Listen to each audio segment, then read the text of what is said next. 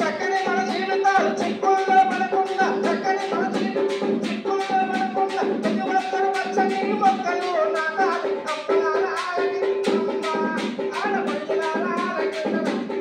ఎందుకంటే చెట్లు మన ప్రయోజనానికి మధ్యన ఓజోను పొర అనేటువంటిది ఒకటి ఉంటుందండి. ఆ ఓజోను పొరకు ఏమాత్రం చిల్లుపడినా భూమండలం మీద ఉన్న సమస్త ప్రాణి కోటి కూడా నశించిపోతుంది.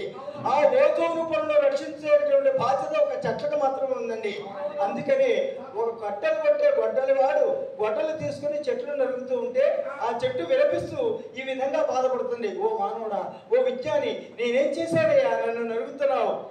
నేను నీకు పూలిచ్చా పళ్ళిచ్చా పచ్చని ప్రకృతినిచ్చా, పూలిచ్చా పళ్ళిచ్చా పచ్చని ప్రకృతినిచ్చా, నీడనిచ్చ నిదురనిచ్చ చల్లని ఈ గాలినిచ్చా, నీడనిచ్చ నిదురనిచ్చ చల్లని ఈ గాలినిచ్చా. నీ చిన్నతనంలో ఉక్కు పాలు తాగి నీవు ఉక్కబట్టి ఏడిస్తే, ఉక్కు పాలు తాగి నీవు ఉక్కబట్టి ఏడిస్తే,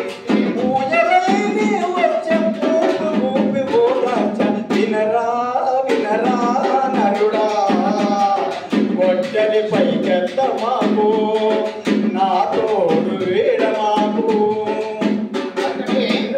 అందుకేనండి అన్నారు, ఈనాడు మన నినాదం ఒకటే, ఎండింగ్ ప్లాస్టిక్ పొల్యూషన్ అనగా ఈ 2025 మన నినాదం ఏమిటంటే, ఇక నుండి మరి ఏదైతే ప్లాస్టిక్ ద్వారా వచ్చే కాలుష్యాన్ని మనం నియంత్రించాలి. ఎందుకంటే ఒకప్పుడు ఈ ప్లాస్టిక్ ని ఇంట్లోకి తెచ్చాం, మనమే మన ఇంట్లోకి తీసుకొచ్చుకున్నాం. కానీ ఇప్పుడు ఎలా తయారైందంటే ఈ ప్లాస్టిక్ ఒక భూతంలా తయారైంది. ఈ ప్లాస్టిక్ అనే దాని ద్వారా చిన్న లేదు, పెద్ద లేదు, వయోవృద్ధులు లేదు, ఎవరైనా సరే ఈ ప్లాస్టిక్ భూతం బారిన పడిపోవాల్సిందే.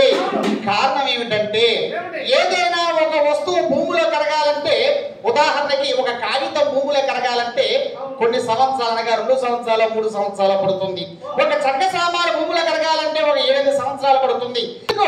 భూమిలో కరిగి మట్టిలా తయారవడానికి కొన్ని 70 నుండి 80 సంవత్సరాల వరకు పడుతుంది.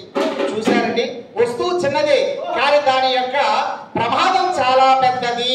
ఆ వర్షం నీరు భూమిలోకి ఇంకాలి, కానీ ప్లాస్టిక్ కవర్లు మన కంటికి కనపడకుండా భూమిలో అడ్డుపడిపోయి వర్షం నీరు భూమిలో ఇంకకుండా చేయడం వల్ల తాగునీరు సమస్యలు. ఎప్పటికప్పుడు ఎండాకాలం, ప్రతి ఎండాకాలం కూడా ఎండ వేడి పెరుగుతూనే ఉంది. ఎవండి, ఈ రోజు ఏసీలు లేని ఇల్లు లేదు, కూలర్ లేని ఇల్లు లేదు.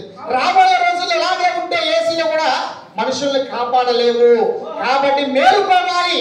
ఈ భూతం బారిన మనం పడకుండా ఉండాలంటే అందరం కూడా ఒక సమిధలాగా ఉండి ఈ ప్లాస్టిక్ ని పూర్తిగా అరికట్టాలి.